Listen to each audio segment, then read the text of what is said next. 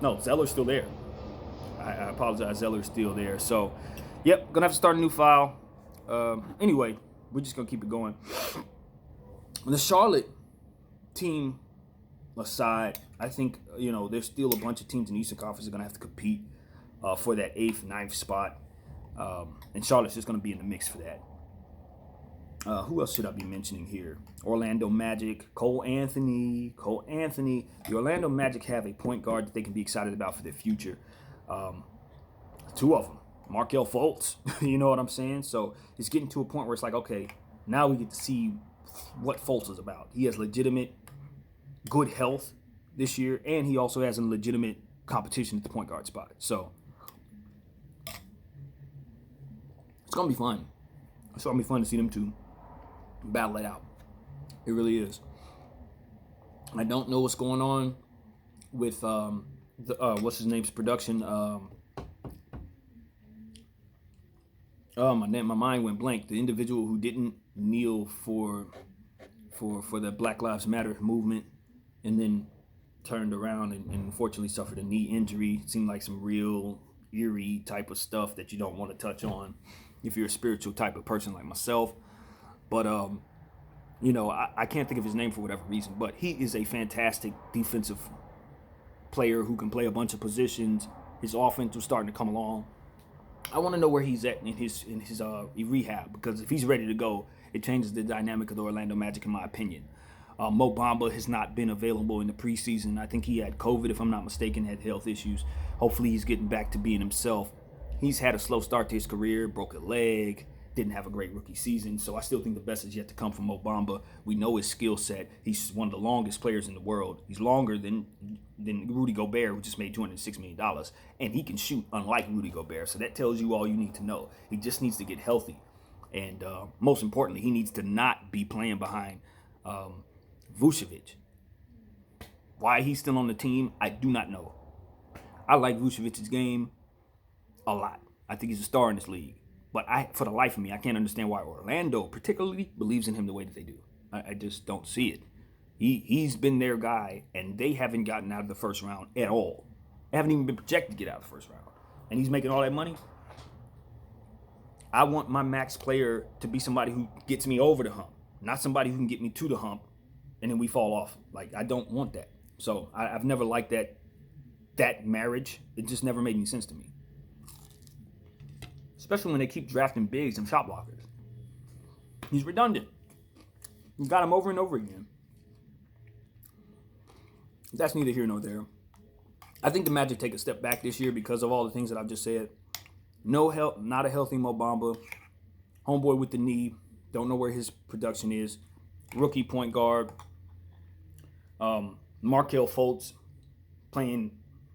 sharing minutes with the rookie point guard. It's just not a great situation. They didn't get better in the offseason, to be honest with you. Nobody expects them to have taken a giant leap, and a lot of teams around them simply did, as I've already said to you guys. So I got the Magic missing the playoffs for the first time in a couple years. The good thing that they have going on is because they haven't made a lot of roster changes, they're probably more cohesive than your average team in the Eastern Conference. Maybe that translates to more wins, but they didn't get better. So take that for what it's worth. The Celtics. Okay. It shouldn't have taken this long to get to the Celtics. But to be honest with you, without Kemba Walker, without them actually addressing their big situation the way that I would have wanted them to, they got Tristan Thompson. What does he have left in the tank? Is he healthy? Last I checked, he wasn't quite where he needs to be. Daniel Tice, a little above average. I like him. He's getting better. It's not like the guy sucks or anything. He's getting better. Robert Williams, same thing. Still early. Jaylen Brown should be an all-star this year. He's been on the cusp of being an all-star. He's close. No cigar yet. I think this is the year. Jason Tatum's one of the best players in the world. Give him his money and get out the way. He got paid. Happy. There should be nothing to talk about. Every team in the league should want Jason Tatum. How much time does Kemba Walker miss? That's my question. If he's back in January, shouldn't be a big problem. If he comes back more like February, March, that's going to tell the story. They have enough talent to get to the playoffs. I don't expect them to do anything when they get there. They do have some young players on their bench, but for all the picks that they hoarded over the last several years, for this to be what they have, Danny didn't do it right. He failed, man. You gotta be willing to relinquish some of those picks, because sometimes you draft picks and they blow up and they do great things. Other times you draft guys and they're slower to come along. Sometimes they don't become who they need to become until after they've played through their rookie contract. They start showing you who they are after you pay them. But you never want to pay them because they weren't who they were supposed to be when you drafted them. So it creates this conundrum to where you never actually get the best out of the draft pick that you had. You never see that player come into what it is that you drafted him to be. He becomes it, it's not for you. And that's what's happening with the Boston Celtics. I just don't think that they've utilized their draft picks. All those hoarding of picks, they didn't do it right. They got the picks, but when you get the picks, you got to know when to sell. You got to know when to let them go. You got to know when to package them together for a star or something of that nature. Hopefully, OKC does it better than Danny did, so that they'll have more to show for it. Because at this point, Boston Celtics are not good enough to win a championship. A lot of people have them at the top of the East over the last several years. I've never seen a team, in my opinion, looking at that Boston roster, even though they've been able to create a little more parity amongst themselves by getting rid of that Gordon Hayward thing, even though they lost him for nothing, which kind of sucks. I think that's addition by subtraction because Jalen does takes on a bigger role, which is ultimately what this has always been the problem on that team, is Jaylen Brown's role has always been under what he's been able to give you. You know, he's always fighting with somebody he shouldn't be fighting with for roster spot, for minutes. And so that dynamic is now gone.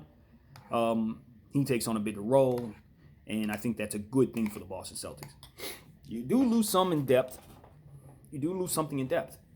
But you're not sitting here saying, oh, my God, what are we going to do? That's, Jaylen Brown is going to be happy taking on a bigger role. So all in all, they lost Brad Wanamaker, a really nice shooter off the bench, a spark plug for them, somebody I think that could help them a lot. He's now in Golden State, so they did lose that dynamic. But they also have some guys they're excited about, some young players and things of that nature. So all in all, the Boston Celtics are above average, but I don't have them better than a that's not true. I don't have them better than a fifth seed at this point. Jason Tatum will get you past the fifth, sixth seed, but I think 5 is about their ceiling in my mind. The East is just too damn strong. You look at the Toronto Raptors. That's another team. Like, what the heck? We keep talking about all this parity. There's another contending team in the Eastern Conference for the finals. But I don't think they got better. Chris Boucher takes on a bigger role, a la Jaylen Brown. I like that. Chris Boucher is a player who, with bigger minutes, should give you bigger production. So he's a potential breakout candidate this year. They got Fred VanVleet back. That was a miracle. Nobody saw that coming. Still got Kyle Lowry, a steady star in this league, even though he gets talked about for certain things here and there. At the end of the day, you look at his production. He has a championship ring. Got to give him his respect. A bunch of all-star appearances. Kyle Lowry's the truth. Of course, what's his name? Pascal Siakam. He had a bad season for his standards last year. He will bounce back. Last year was not who he was. When he was playing with Kawhi, that was who he was. He just had a bad season. That's how I'm chalking that up. He just had a bad season. He's bouncing back. Expect it. Norman Powell just continues to get a little better every year. A little better. He's not a great player. He's not even really considered a good player, but he is maximizing his potential in this league. Gotta respect the NBA champion. And they just got a lot of young guys. OG Anunoby, you want him to take that next step. You can see the beginning stages of somebody who can be really good in this league, but he's not quite aggressive enough, they say. I haven't watched enough of him to know, but I look at his stats. He's just not quite a star, not quite a great player, but is a little better than good and can be much better than that. So looking for OG to take a jump this year. So on and so forth. The Toronto Raptors got Aaron Baines now. They lost their bigs, though. They lost. Both of their bigs went to LA. Serge came to the Clippers. Obviously, Mark is now in purple and gold. So they're going to have to try to make that up. Aaron Baines is not an upgrade, in my opinion, from those guys. But he's younger than those guys. So I could be wrong, and that would work. I got to look at their depth chart. I really don't in my mind know what else is on that team. I'm sure I'm missing a few players, but the point is, Toronto Raptors, I don't believe got better. And as a result of them not getting better, they just kind of fall back just by default based on those other teams getting better, especially those bottom teams getting better. So, whew. Do you see what I'm saying? That's 43 minutes, and I haven't even gotten to every team in the Eastern Conference. The parity in the East is uncanny. You got about 7 or 8 teams that could all make the finals. Like, literally. Even some of these teams that you didn't see be very good last year, like Detroit, they could be much better this year. You could totally see that. Team like Chicago has some pieces on it that you like. You know, Kobe White's going to take a jump this year. Carter's healthy. Markkanen's healthy. They picked up Patrick Williams, who I think is going to be a problem, even though he was drafted a bit higher than most thought. Looking at how he's played in these preseason, you can clearly see what they saw in him. Might not have been a mistake. Kind of reminds me of the Sean Marion pick way back in the day. So, look out for the Chicago Bulls. They're another one of those teams that could be in the 35-win range. It does not stop with the Chicago Bulls. I look at the Cleveland Cavaliers. Yeah, they're supposed to suck, but look at what they have. Garland, young player who could score. A young Kyrie Irving-like dribbler who can shoot the ball and drive at the basket. Colin Sexton. Looks like a guy on his best night scores 30 or 40 points. Like, Colin Sexton's a real scorer, point guard in this league, and he has defensive upside for sure. The small forward they picked up, Okpala, not Okpala, I can't think of his name, but it starts with an O. He's a young player who did some things. Hit a game-winning shot for them in the preseason. You look at Porter. That's another player who played very well to end the season. You like him. Seti Osman, another guy who's kind of gotten lost in the fold, but we know what he can do. Obviously they still got Drummond. They still got Larry Nance, who's a productive power forward in this league. They still got Kevin Love, whose skill set fits anywhere in the world on any basketball team anywhere. Even to this very second, I think there's not a team in the world that Kevin Love couldn't play for. So we're talking about a Cleveland Cavaliers that has gotten better. A team that you don't expect to do nothing at all with a real star center anchoring their team. There's no nights off. That's the moral of the story for you Eastern Conference fans. All them days of being able to say, oh, we going to play Charlotte now. Oh, we going to go into New York now. Oh, these are the easy games. Atlanta, I ain't even mentioned Atlanta. And I think they have the potential to be an all-star team. They go 10 deep with Gallinari and Bogey. And obviously Trae Young is an MVP caliber player. A healthy, what's his name? Clint Capella. Healthy power forward that they got. John Collins, who's going to be a star player in the future. They're extremely deep. They picked up the Ball brothers teammate, the center. He's starting the season unhealthy from what I understand, Okongwu, but he's going to be a player in this league. Expect him to be a serious problem over the next several years. So it doesn't stop. RJ Hunter, they still got him.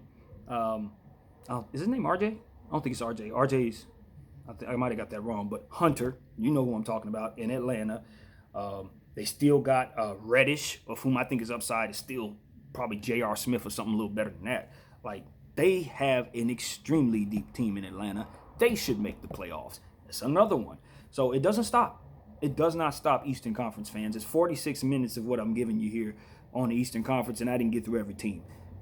Don't expect there to be anything less than parity up and down the board all season long and the playoffs. And with the 2 play-in games that they got going on, or the 1 play-in games where the 10th seed gets a chance to get in the playoffs, this is going to be super exciting for you guys.